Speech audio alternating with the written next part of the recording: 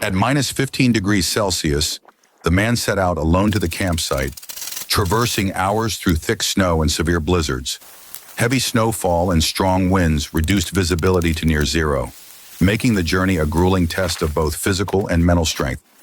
In these circumstances, the goal was not just to set up camp, but to survive effectively, maintain warmth, conserve energy, and face uncertainty.